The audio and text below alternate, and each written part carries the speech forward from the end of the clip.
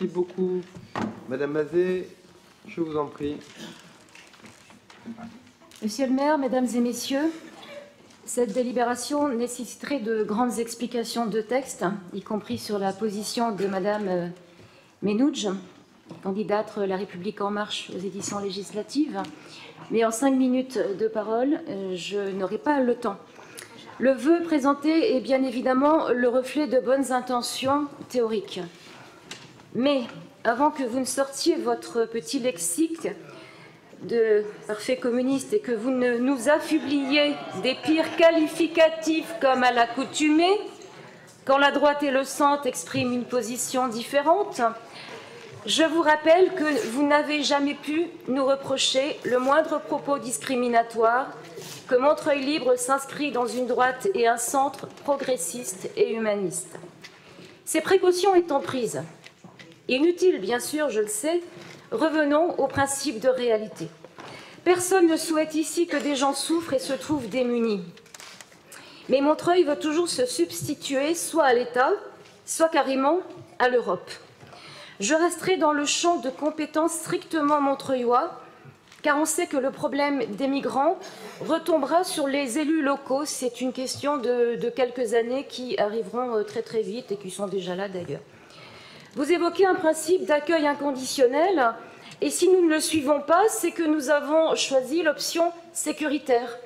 Cette expression connotée négativement, mais qui a tout de même un sens réel. Vous estimez que notre pays n'a pas accueilli suffisamment de réfugiés, migrants, exilés, selon vos termes, en comparaison avec l'Allemagne, mais vous omettez de mentionner les effets secondaires, comme notamment les agressions ou les viols envers les femmes. Ah. Vous proposez de délivrer, comme à New York, des cartes de citoyenneté à chacun pour leur permettre, quel que soit leur statut, de vivre dans nos territoires. Vous comparez également avec Montréal, en oubliant que ces deux villes d'un autre continent recouvrent des réalités économiques et géopolitiques qui n'ont rien à voir avec les nôtres, nous qui sommes au port de l'Afrique et à quelques heures d'avion de pays en guerre. La volumétrie envisageable et les ressources financières disponibles sont sans aucune commune mesure. Vos critères de comparaison sont donc irrecevables. Le principe de réalité doit nous ouvrir les yeux. Il ne s'agit pas d'accueillir des populations issues d'un pays, mais d'un ensemble de pays, du Proche-Orient et du continent africain.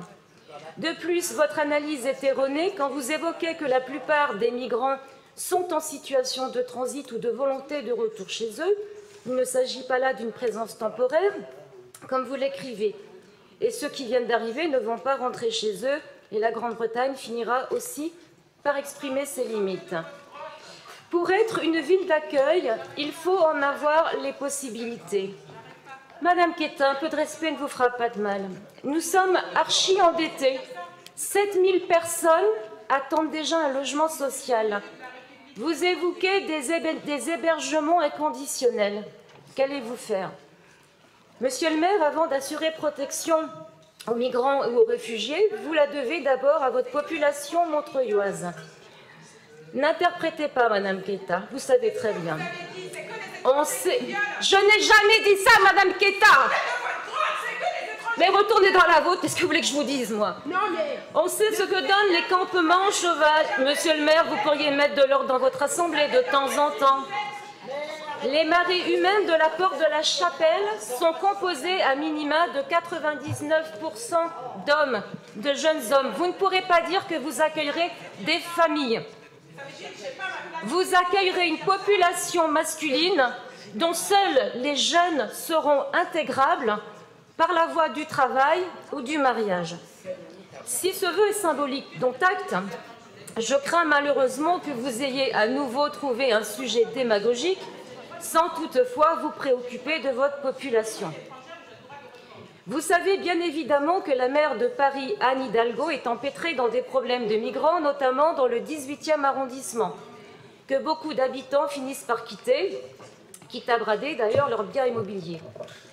Oui, monsieur le maire, avec un tel vœu, la crainte de l'appel d'air peut être réelle, alors que nos concitoyens vivent déjà dans un cadre de vie insalubre et dégradé, et que l'hygiène est devenue préoccupante.